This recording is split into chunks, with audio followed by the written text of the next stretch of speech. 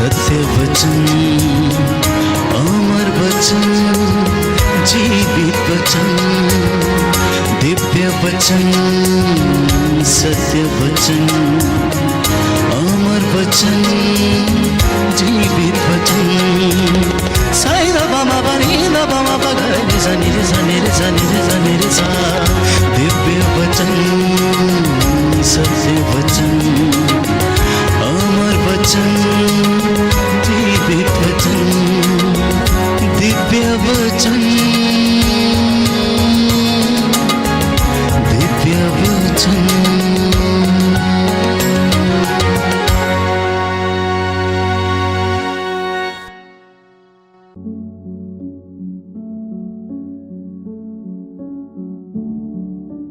सबको जय यीशु की। प्रियजनों, प्रभु यीशु के सामर्थी नाम में मैं आप सभी का स्वागत करता हूं।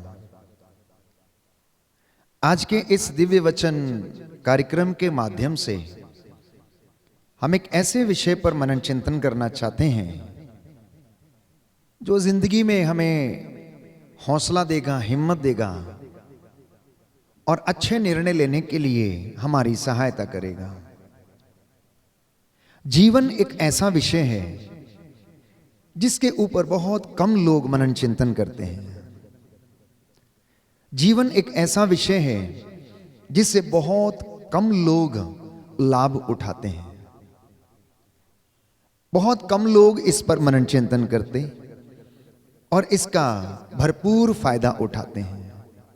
कई लोगों का जीवन शिकायतों में बीतता है, तो कईयों का चिंता में बीतता है, तो कई लोगों का धन बटोरने में बीतता है, और कई लोग, प्यारे भाइयों और बहनों, योजनाएं बनाते बनाते ही इस दुनिया से चले जाते हैं।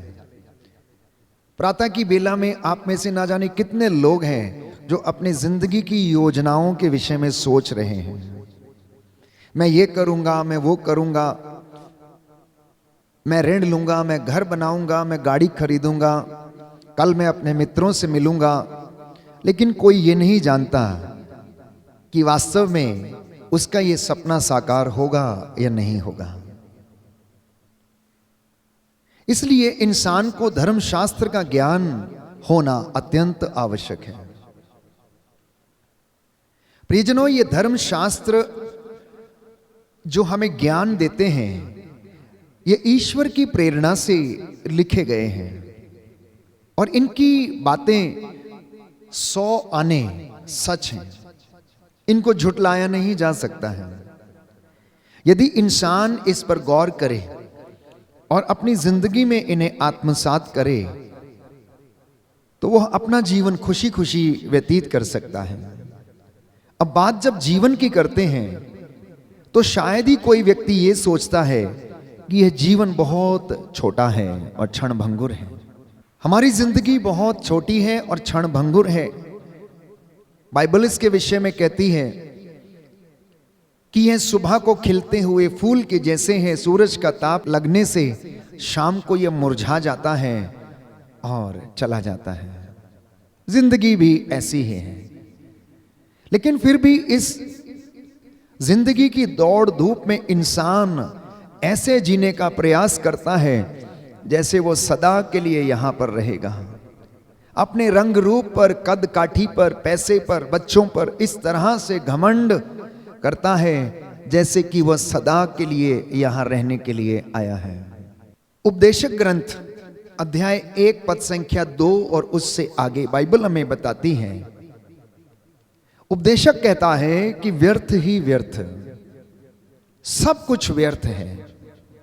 मनुष्य को इस पृथ्वी पर के अपने सारे परिश्रम से क्या लाभ। एक पीढ़ी आती है और दूसरी चली जाती है और पृथ्वी सदा के लिए बनी रहती है। सूर्य उगता है और सूर्य अस्त हो जाता है। वह शीघ्र ही अपने उस स्थान पर जाता है जहां से वह फिर उगता है। हवा दक्षिण की ओर बहती है, वह उत्तर की ओर मुड़ती है। वह घूम घूम कर पूरा चक्कर लगाती है। सब नदियां समुद्र में गिरती हैं किंतु समुद्र फिर भी नहीं भरता है। ये हमारे जीवन की गति है। ये जीवन की सच्चाई है।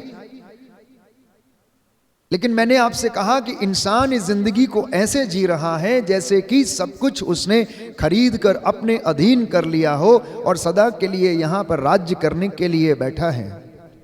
तो ऐसे लोगों के विषय में जिनकी ये सोच है, जो घमंड में चूर रहते हैं, अहंकार से भरे रहते हैं, ईर्ष्या, द्वेष और घृणा जैसी बुराइयों में फंसे रहते हैं, दूसरों का मान सम्मान करने का उन्हें पता नहीं रहता। बाइबल हमें बताती है प्रवक्ता ग्रंथ अध्याय 10 पद संख्या 10 में, ओ मिट्टी और राख के पुतले, तू घमंड क्यों करता है?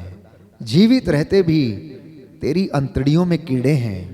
ये शरीर जिसके लिए हम इतना प्रयास करते हैं, इसकी इतनी हम देखभाल करते हैं, यह तो कीड़ों का भोजन है। इसलिए शायद कुछ कीड़े हमें देखकर ये सोचते होंगे और कहते होंगे, वाह बेटा, अच्छे से खा, अच्छे से बॉडी बना, बहुत बढ़िया से तंदुरुस्त हो जा, आखिर भोजन तो तू हमारा ही है। ये हमारी जिंदगी की गति है।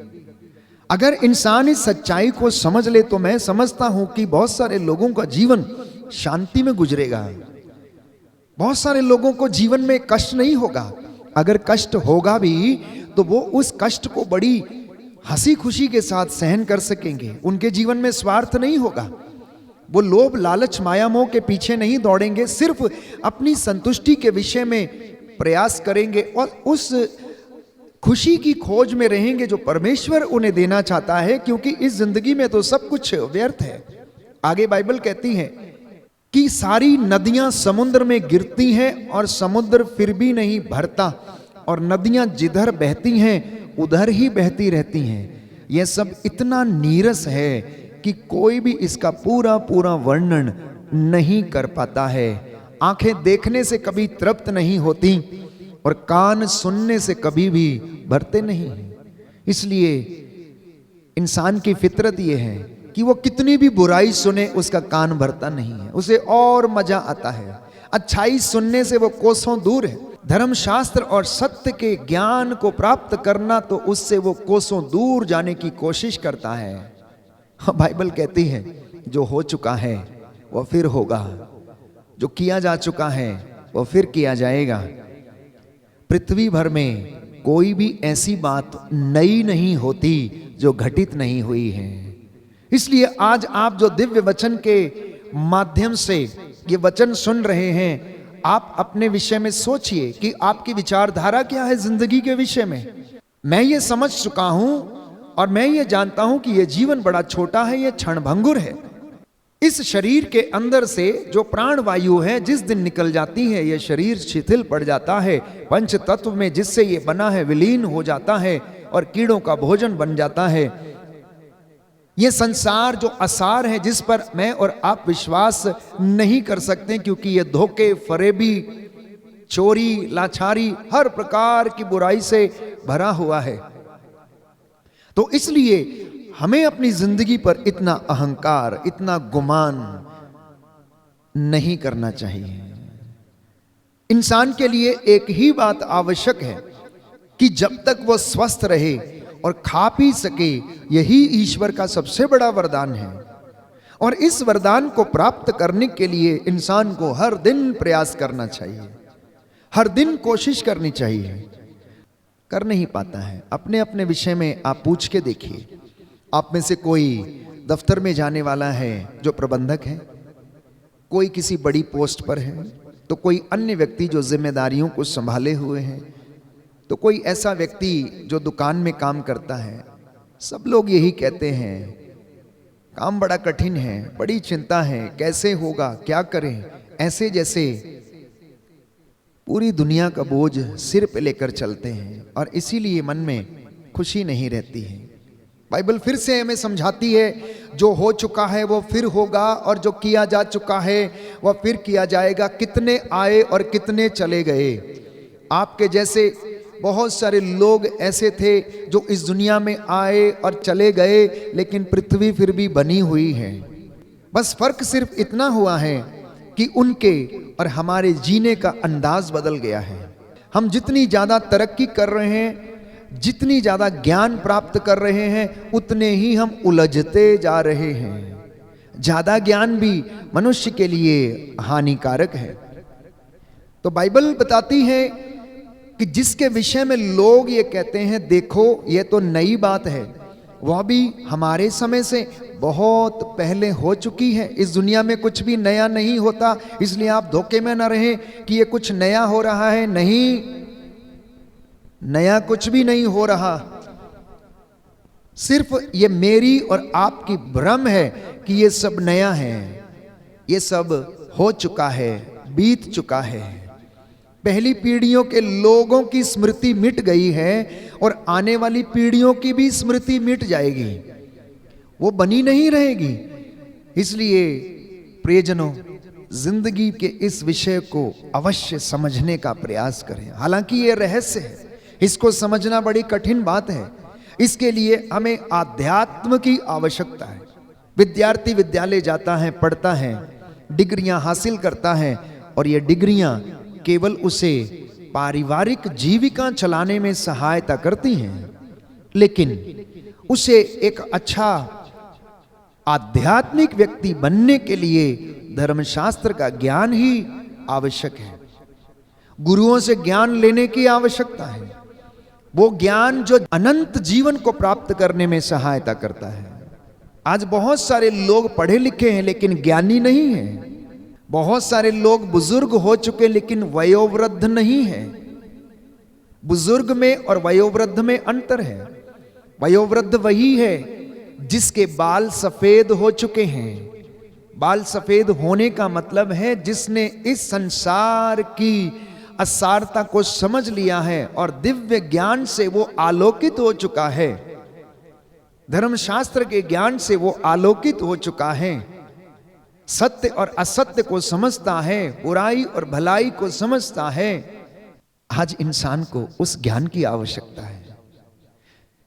इस ज्ञान के अभाव में आज इंसान बिखरा हुआ है, अशांति में रहता है, लड़ाई झगड़ों में उसका जीवन व्यतीत होता है, मन मुटावों में उसका जीवन व्यतीत होता है, क्योंकि वह सोचता है कि वह सदा के लिए इस दुनिया में रहने के लिए आया है।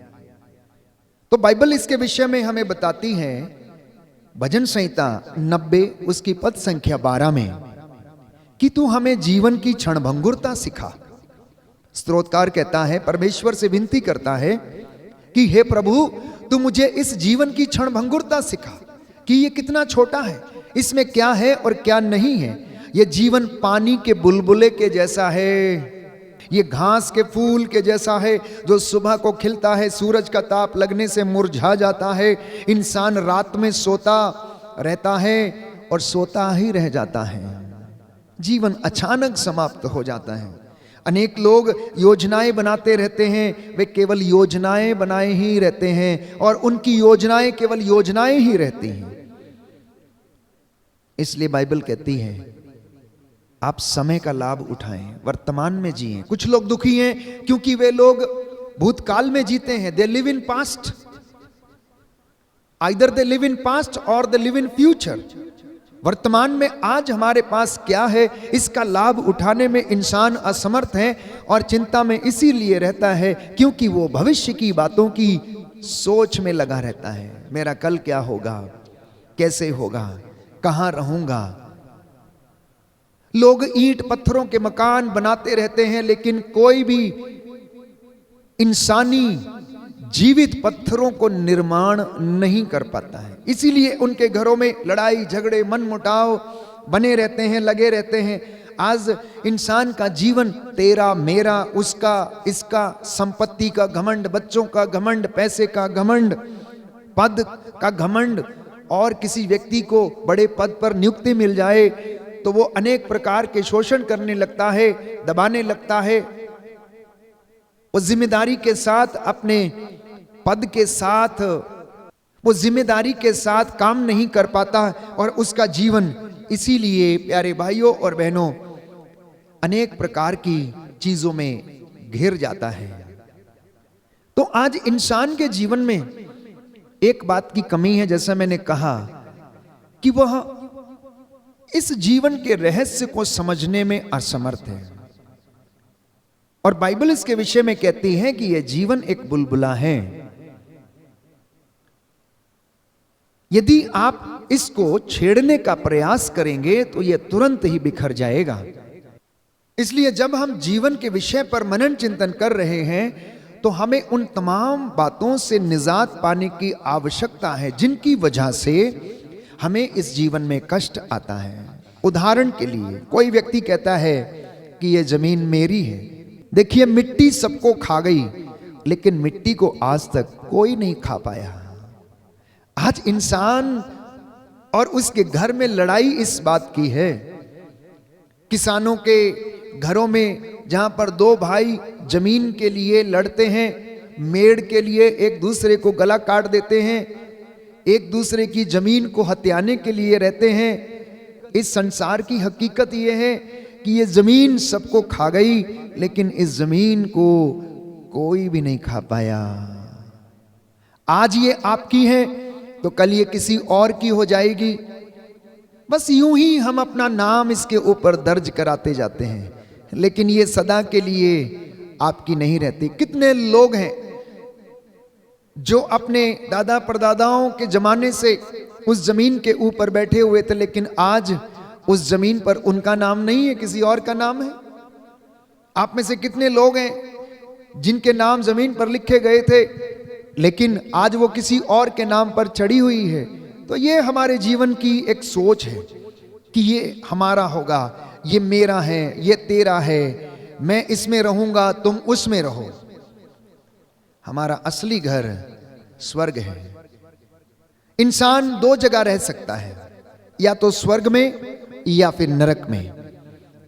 और यदि इन दो जगह में निवास नहीं कर पाता तो तीसरी जगह उसके लिए है, प्यारे भाइयों और बहनों, जहां वो अशांत रहता है, ना स्वर्ग में और ना ही नरक में। वो एक ऐसी जगह में रहता है जहां पर वो प्रयासरत रहता है, कोशिश करता रहता है स्वर्ग राज्य में प्रवेश करने की।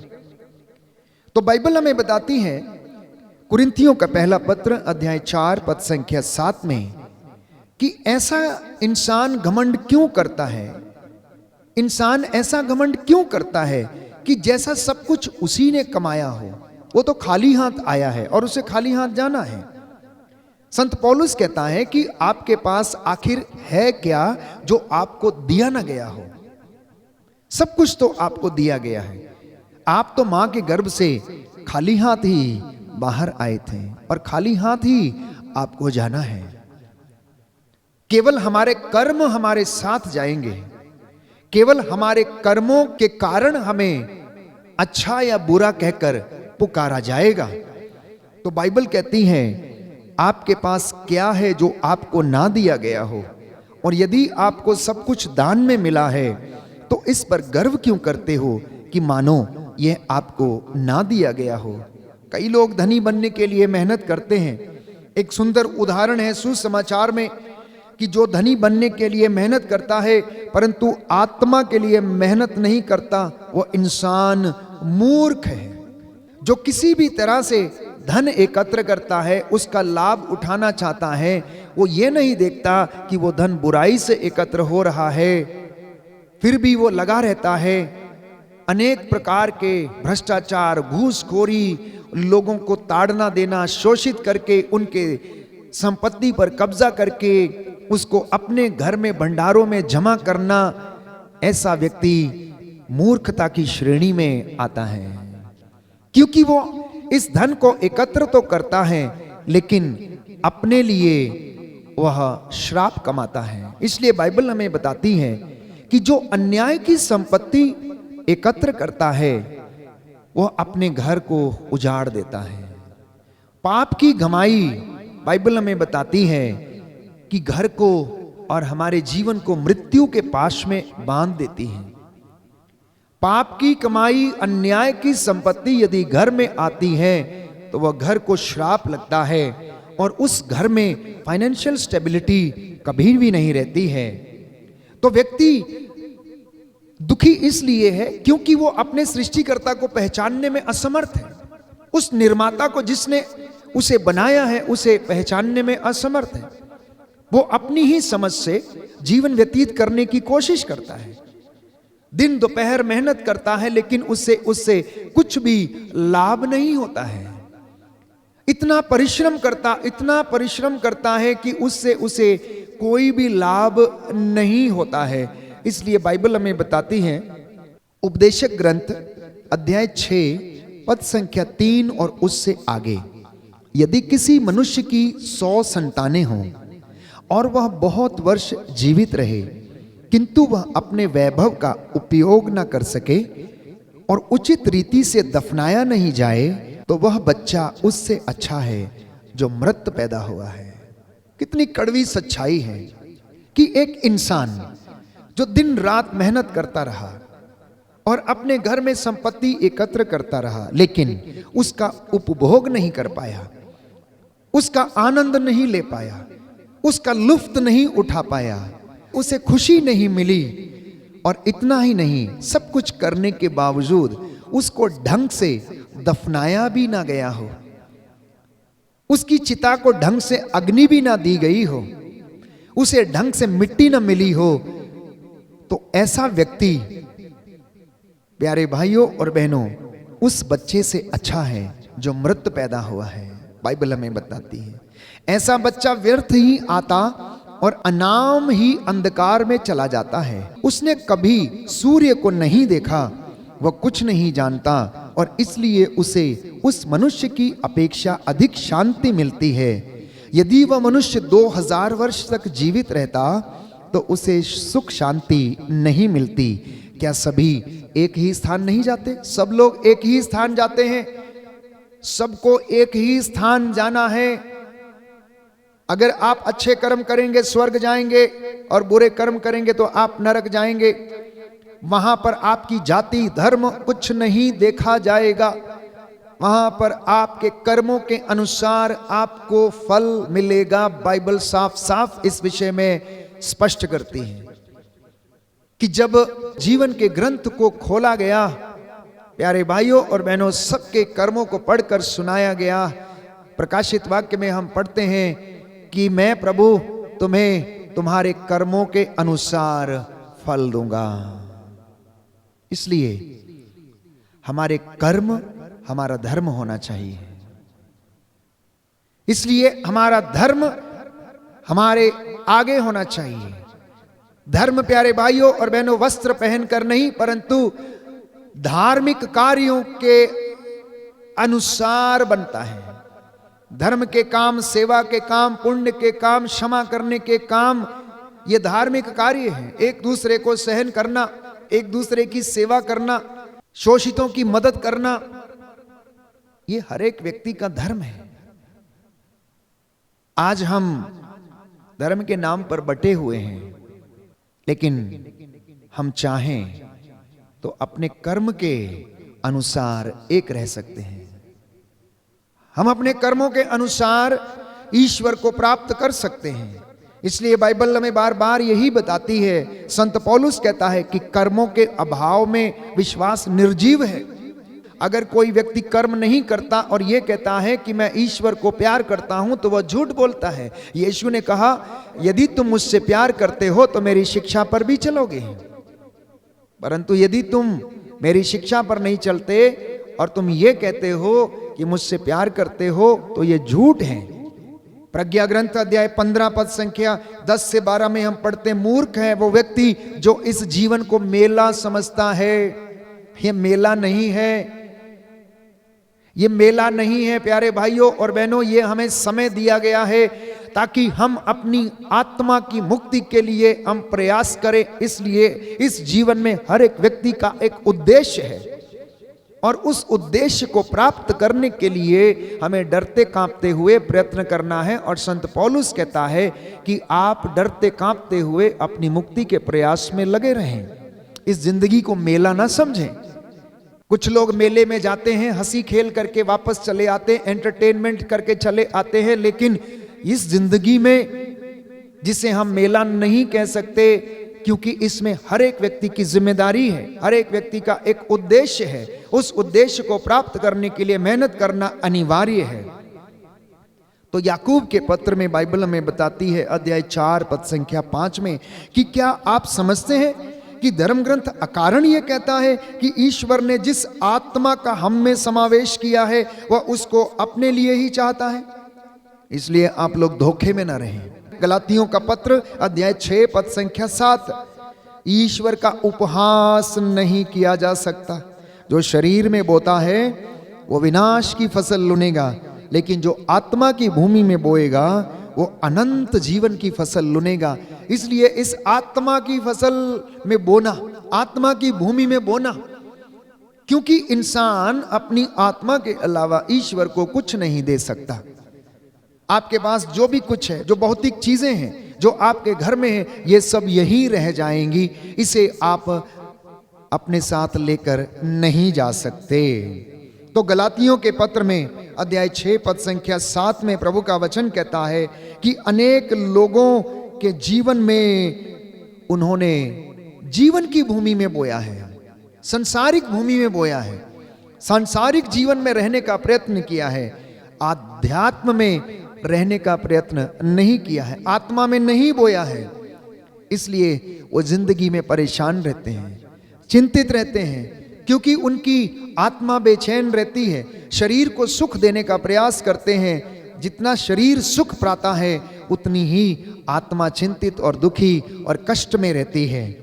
तो विधि विवरण ग्रंथ में हम पढ़ते हैं अध्याय 8 पद संख्या 17 में कि तुम अपने मन में यह ना कहो। विधि विवरण ग्रंथ अध्याय 8 पद संख्या 17, प्रभु का वचन ये कहता है कि तुम लोग अपने मन में यह नहीं कहो हमने अपने सामर्थ्य और बाहुबल से ये सारी संपत्ति एकत्र कर ली है, बल्कि अपने प्रभु ईश्वर का स्मरण करते रहो। वही तुम्हें संपत्ति एकत्र करने का सामर्थ्य प्रदान करता, क्योंकि वह आज तक वह विधान बनाए रखता है जिसे उसने शपथ खाकर तुम्हारे पूर्वजों के लिए निर्धारित किया था। इस वचन को समझने का प्रयास करें कि बाइबल हमें समझाती है कि आप अपने मन में ये ना कहना कि आपने अपने सामर्थ्य से सब कुछ इकट्ठा किया। नहीं प्रियजनों, बाइबल हमें समझाती है और बताती है कि आप लोग प्रभु ईश्वर को स्मरण करते रहो, क्योंकि उसी ने आपको संपत्ति एकत्र करने का वरदान प्रदान किया, सामर्थ्य दिया, क्योंकि वह आज तक अपने विधान को बनाए रखता है जिसने शपथ पूर्वक आपके पूर्वजों के साथ उसने वादा किया था। यह हमारे जीवन की गति है। इसलिए जब हम इस जीवन में रहते हैं तो मुझे और आपको समझने की आवश्यकता है कि इस जिंदगी में जो वरदान हमें देता है वो केवल ईश्वर हमें वरदान देता है। सूक्ति ग्रंथ अध्याय 28 पद संख्या 20, ईमानदार व्यक्ति को प्रचुर आशीर्वाद मिलता है, लेकिन जो धनी जल्दी बनना चाहता है उसे दंड दिया जाता है। तो इस दुनिया में आशीर्वाद प्राप्त कौन करता है? ईमानदार व्यक्ति। लेकिन जो जल्दी धनी बनना चाहता है, बाइबल हमें बताती है कि उसे दंड दिया जाता है। इसलिए आप लोग पुरानी बातों को भुलाएं। बाइबल कहती है यशायाह नबी के ग्रंथ अध्याय 43 पद संख्या 18 से 19 में, क्योंकि परमेश्वर आपकी जिंदगी में एक नया काम शुरू करना चाहता है।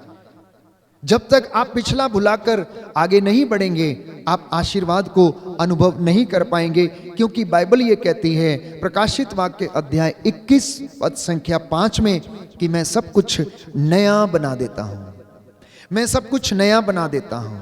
आज भी समय है, इस वक्त ये समय है हमें अपने जीवन के भ्रम से, इन भ्रांतियों से बाहर निकलकर ईश्वर की सेवा करने का, ईश्वर की उपासना करने का, अपने भाई बहन के साथ भाईचारे के साथ रहने का। प्यारे भाइयों और बहनों, ये हमारे पास उचित समय है ईश्वर से मेल करने का, क्योंकि ये दिन बुरे हैं। आप लोग इस दुनिया की भीड़ में ना खो जाएं, परंतु परमेश्वर की पाक हुजूरी में रहकर इन वचनों को मनन चिंतन करते हुए जीवन में आगे बढ़ते जाएं और परमेश्वर आपको आशीष प्रदान करे।